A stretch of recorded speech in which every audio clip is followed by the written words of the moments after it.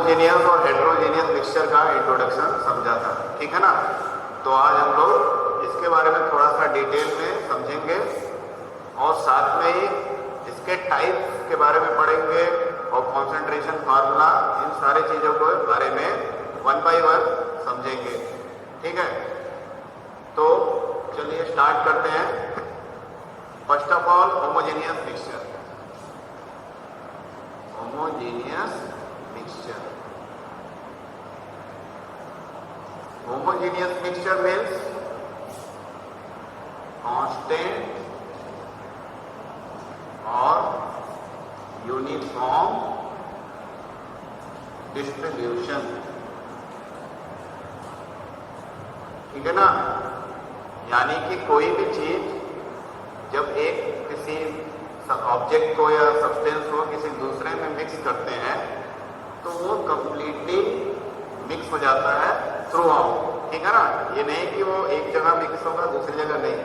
तो इस तरह के यूनिफॉर्म, इस तरह के मिक्सचर को, इस तरह के कॉम्बिनेशन को यूनिफॉर्म डिस्ट्रीब्यूशन बोलते हैं, यानी हर जगह समान मात्रा में मिक्स हो जाएगा।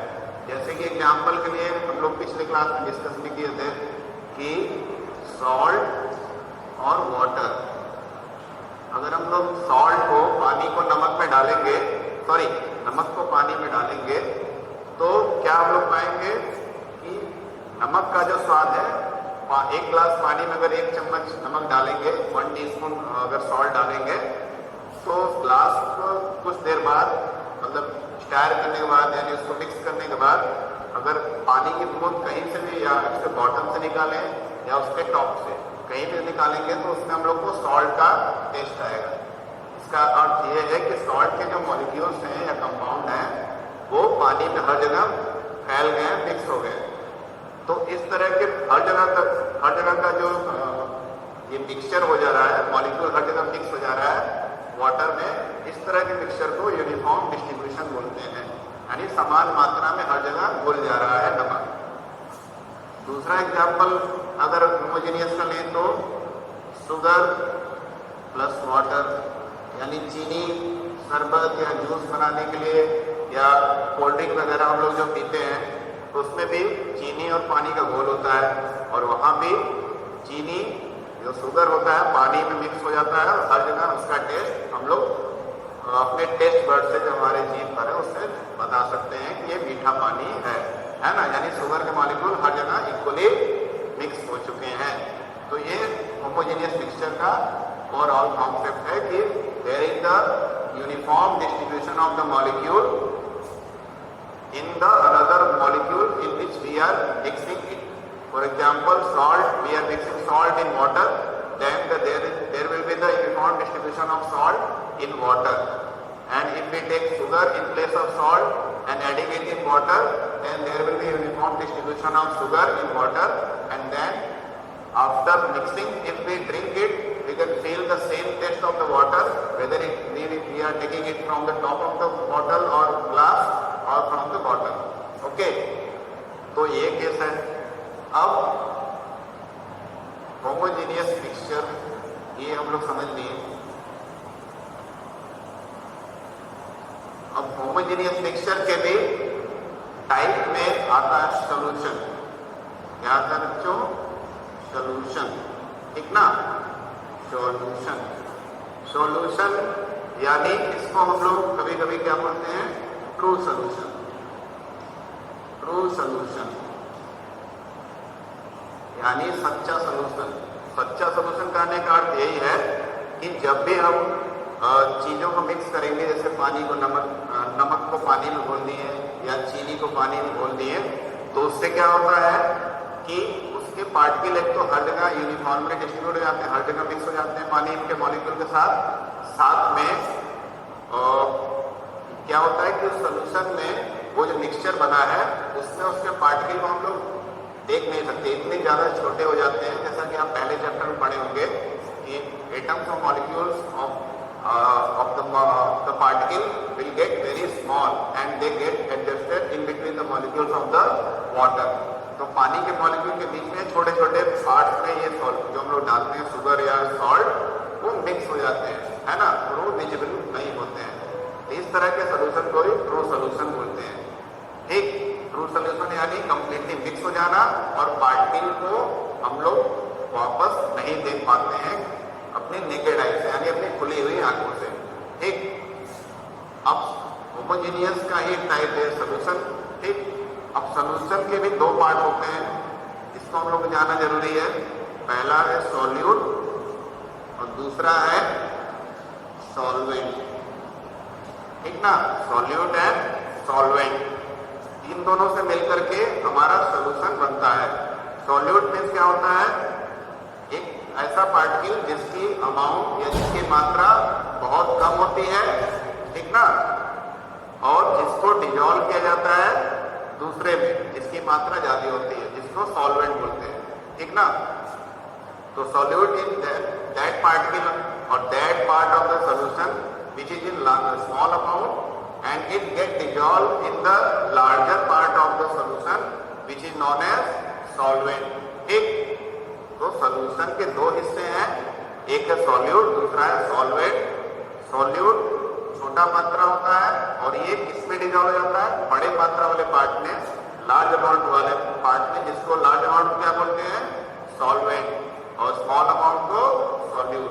ठीक ना, इन्हीं दोनों के मिलने से बनता है सॉल्यूशन। जैसे कि एग्जांपल के लिए सॉल्यूट हमारा सॉल्ट हो गया और सॉल्वेंट क्या हो गया, वाटर। ठीक ना, नमक हमारा थोड़ा मात्रा में है और उसको हम लोग किसमें घोल रहे हैं, किसमें डिजॉल्व कर रहे हैं, वाटर में, तो सॉल्यूट सॉल्ट हो गया, सॉल्वेंट वाटर। ठीक ना, और इन दोनों के मिक्सचर से क्या बन जाएगा, salt solution. Salt solution, salt solution क्यों, क्योंकि एक क्लियर सोल्यूशन बनेगा, पूरी तरह से मिक्स हो जाएगा और उसके किसी भी पार्टिकल को हम लोग डिजॉल्व होने के बाद देख नहीं पाते हैं। दैट्स वाई इसको सोल्यूशन या ट्रू सोल्यूशन बोलते हैं। ठीक, दूसरा एग्जाम्पल अभी हम लोगों ने जैसे बोला, क्या देखा था, शुगर प्लस वाटर, तो वहां पे शुगर हमारा सॉल्यूट होगा और वाटर हमारा सॉल्वेंट होगा, ये भी शुगर सोल्यूशन बन जाएगा, शुगर सोल्यूशन। ठीक, इस तरह से हम लोग समझ गए कि सोल्यूशन एक होमोजेनियस मिक्सचर होता है और टाइप ऑफ होमोजेनियस मिक्सचर और homogeneous mixture which has two important part, one is the solute is that part of the solution which is in small amount and which get dissolved in the larger amount of the solution which is known as solvent। ठीक, तो ये हो गया। अब इसके कुछ example और देख लेते हैं हम लोग सॉल्यूशन के। एक आपके बुक में दिया हुआ है टिंचर, एग्जाम्पल अभी हमको देखें, शुगर सोल्यूशन, सॉल्ट सोल्यूशन, और दिया है आपके बुक में टिंचर सोल्यूशन। टिंचर सोल्यूशन यानी कि 5 to 7% of iodine in ethyl alcohol, ethyl alcohol। ठीक ना, यानी टिंचर सोल्यूशन किसको बोलते हैं, ऐसा सोल्यूशन जिसमें 5 से 7% आयोडीन हो और वो किसमें घुला हो, इथिल अल्कोहल में। तो इस सोल्यूशन में हमारा आयोडीन जो हो गया वो क्या हो गया, सॉल्यूट, क्योंकि इसकी मात्रा कम है, इसका अमाउंट कम है, लेस पार्ट, और लार्जर पार्ट क्या है, इथाइल अल्कोहल, तो ये हमारा क्या हो गया, सॉल्वेंट हो गया ना। तो टिंचर सोल्यूशन का यूज किया जाता है एंटीसेप्टिक क्रीम में या एंटीसेप्टिक लिक्विड के रूप में, कहीं घाव लग गया, चोट लग गया तो उससे लगाया जाता है, तो ये काफी आराम देता है। तो ये याद रखिए, टिंचर सोल्यूशन यानी लगभग 5 से 7% आयोडीन, सॉलिड आयोडीन जो होता है उसको अल्कोहल में मिक्स किया जाता है। अल्कोहल ज्यादा मात्रा में होता है, अगर 5 से 7% है तो लगभग 92 to 93% अल्कोहल होगा, ज्यादा मात्रा में जो सॉल्वेंट पार्ट अल्कोहल हो गया और सॉल्यूट पार्ट हमारा आयोडीन हो गया। ठीक, तो ये हो गया हमारा। और एग्जाम्पल अगर हम लोग देखें, इसके अलावा एयर यानी कि हवा, हवा को भी होमोजेनियस मिक्सचर बोला जाता है। ठीक है, थोड़ा सा आप इसमें कंफ्यूज होंगे कि हवा में तो बहुत सारे गैसेस हैं, ठीक है, तो उसको होमोजेनियस मिक्सचर क्यों रखा गया है, हेट्रोजेनियस क्यों नहीं रखा गया है? तो इसको हेट्रोजेनियस इसलिए नहीं रखा गया है, एज्यूम किया जाता है कि हवा में जो भी गैसेस हैं उनका रेशियो या परसेंटेज फिक्स है। जैसा कि हम लोग पढ़ते आ रहे हैं कि लगभग 78% नाइट्रोजन गैस होता है और 21% oxygen gas plus 0.034% CO2 plus 0.98% organ gas and many बहुत सारे अदर गैसेस भी थोड़े थोड़े मात्रा में होते हैं। ठीक, तो ओवरऑल अगर इन दोनों गैसेस का कॉम्बिनेशन देखें तो लगभग कांस्टेंट रहता है, अर्थ पे कहीं भी लगभग एक जैसा ही रहता है। कुछ परसेंटेज का कमी होता है या कोई पॉल्यूटेंट ज्यादा हो जाता है, कोई प्रदूषण करने वाला गैस कहीं पे ज्यादा हो सकता है, लेकिन बेसिक जो ओरिजिनली गैसेस होते हैं जो हमारे अर्थ के बनने के समय से हैं, तो उनका मात्रा लगभग कांस्टेंट है। तो इसलिए क्योंकि इनका मात्रा कांस्टेंट है, फिक्स है ऑलमोस्ट, इसलिए एयर को होमोजेनियस मिक्सचर रखा गया है। हालांकि ये देखने में लगता है कि ये हेट्रोजेनियस मिक्सचर है, ठीक है, but air is a homogeneous mixture because the component of the air there are different types of gases, they are in fixed ratio or they are in fixed amount, almost in fixed amount, that's why they are called as homogeneous mixture। ठीक, तो ये हो गया। अब इसके बाद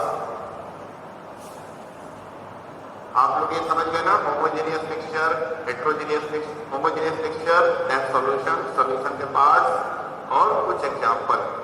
अब हम लोग होमोजेनियस मिक्सचर के कुछ प्रॉपर्टीज देख लेते हैं, या होमोजेनियस मिक्सचर यानी अल्टीमेटली सॉल्यूशन की प्रॉपर्टीज को देख लेते हैं।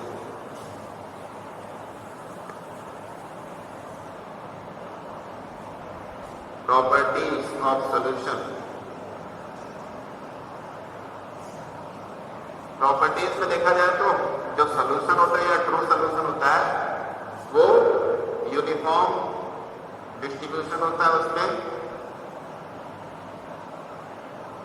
Uniform distribution of particles,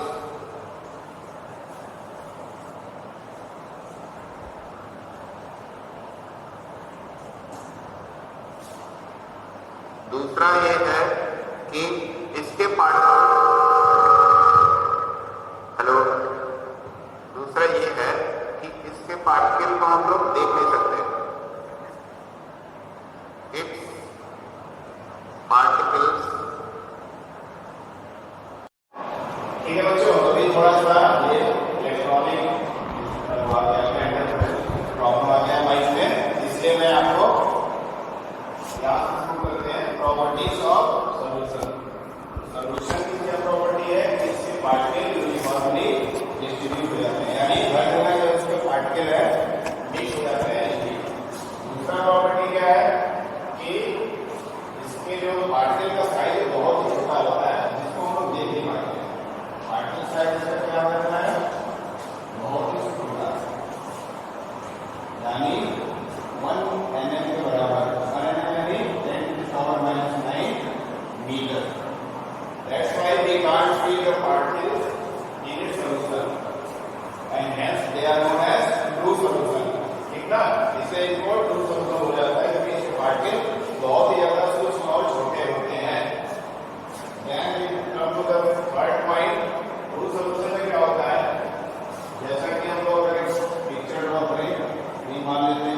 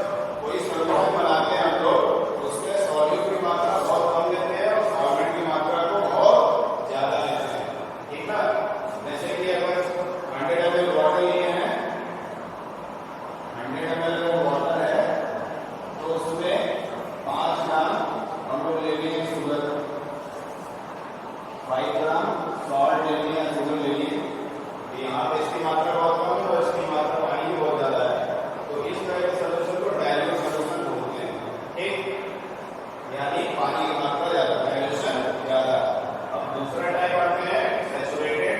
saturated में क्या होगा कि जितना पानी है उसके अकॉर्डिंग जितना उसमें नमक या पानी, चीनी या कोई भी अदर सॉल्यूट घुल सकता है उतना उसमें मिलाना जब तक कि वो घुलना बंद ना हो जाए। तो उस तरह के सॉल्यूशन को कॉन्सेंट्रेटेड या सैचुरेटेड बोलते हैं। जैसे मान लीजिए 100 ml पानी है, उसमें 20 ग्राम या 25 ग्राम मैक्सिमम सॉल्ट घुल सकता है, उसके बाद वो घुलना बंद हो जाएगा। तो यानी 100 ml में 25 ग्राम नमक घुल सकते हैं, उससे ज्यादा नहीं घुलेगा। तो ये इसकी क्षमता है। तो यानी उतना अगर घुल देना है उसके बाद कुछ भी मात्रा में घुले तो उसको हम क्या बोलते हैं, कॉन्सेंट्रेटेड या सैचुरेटेड सॉल्यूशन। ठीक, अब उससे भी ऊपर का हम जाए super saturated solution. Super saturated solution को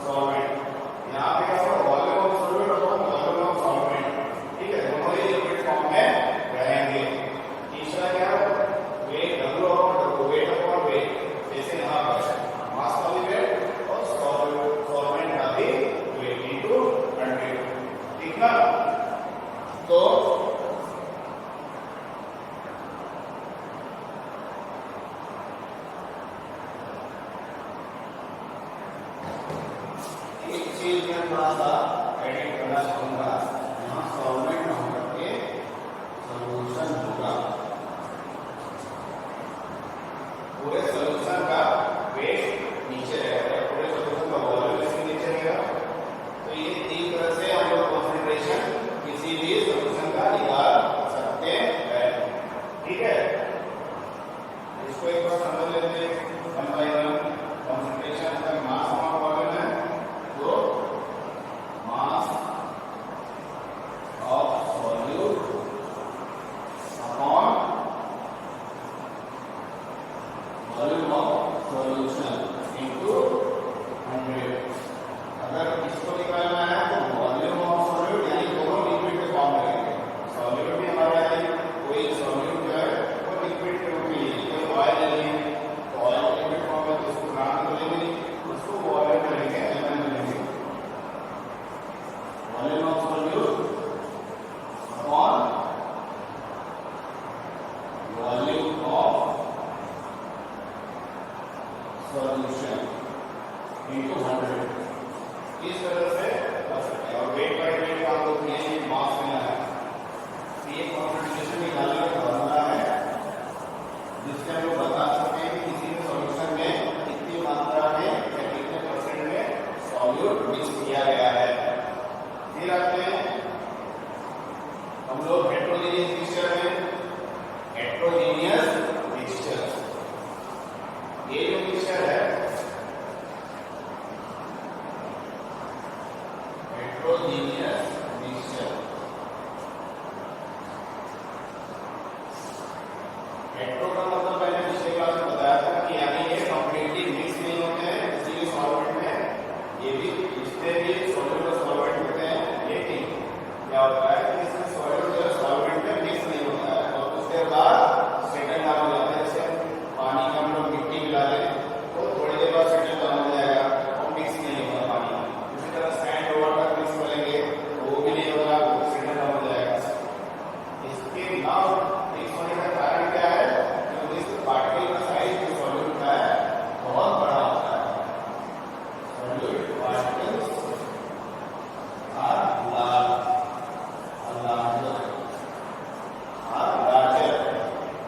ठीक है, सॉल्यूट पार्टिकल बड़े होते हैं जिसकी वजह से, और वी कैन सी, और हम लोग उनको देख भी पाते हैं। जैसे सैंड के पार्टिकल पानी में डूबते हैं, मतलब उसको ऊपर डालते तो देखते हैं नहीं ना, लेकिन नमक के पार्टिकल या शुगर के पार्टिकल डूबने के बाद नहीं दिखते हैं, बहुत ही छोटे होते हैं।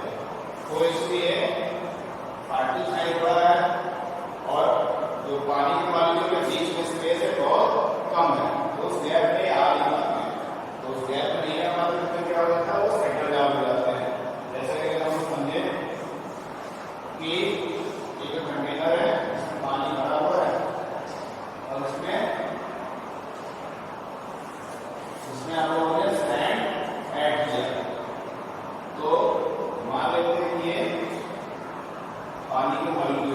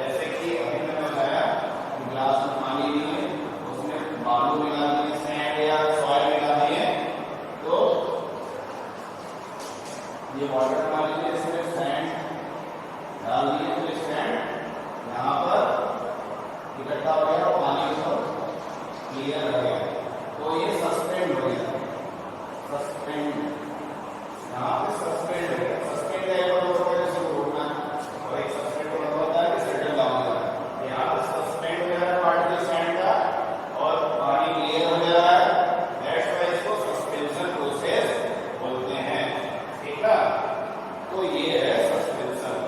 Suspension is a kind of heterogeneous mixture.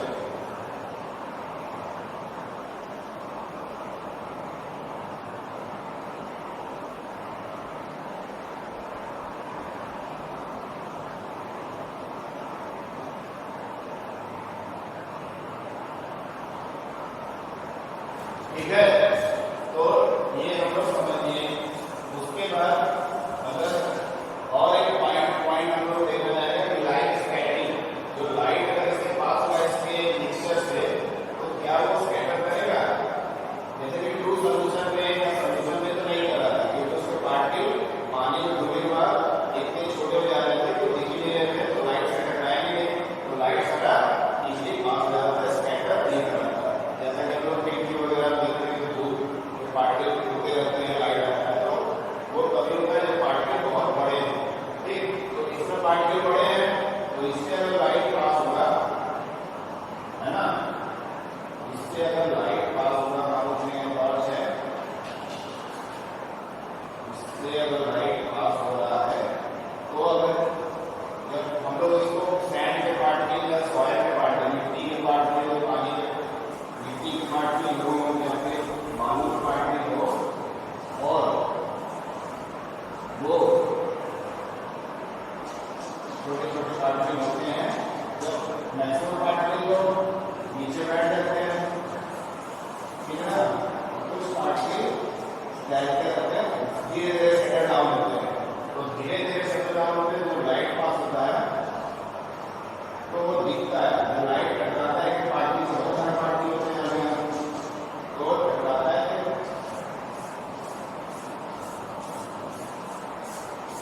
एक पाथ दिखने लगता है, ठीक है, उसी को बोलते हैं टिंडल इफेक्ट।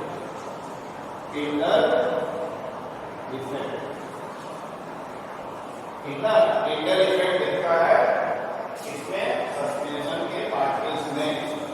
यहाँ हम लोग थोड़ा कंफ्यूज हो गए हैं, पार्टिकल को ऐसे करके दिखा रहा हूँ। ये सेटल डाउन है, बहुत सारे ऊपर कह रहे हैं जिससे लाइट टकरा रहा है, एक रास्ता बना हुआ दिख रहा है, ठीक है। तो ऐसा लाइट आपको दिखेगा, लाइट को कोई पार्टिकल लगता है इसमें तो कम हो जाता है, कुछ भी ऐसा कितना नहीं है किस तरह का, लेकिन पार्टिकल इसके बड़े हैं, लाइट से टकरा है तो ठीक दिखेगा, ठीक है। लाइट का कोण दिखेगा, लाइट का कोण है, कोण ऑफ लाइट, इसको टिंडल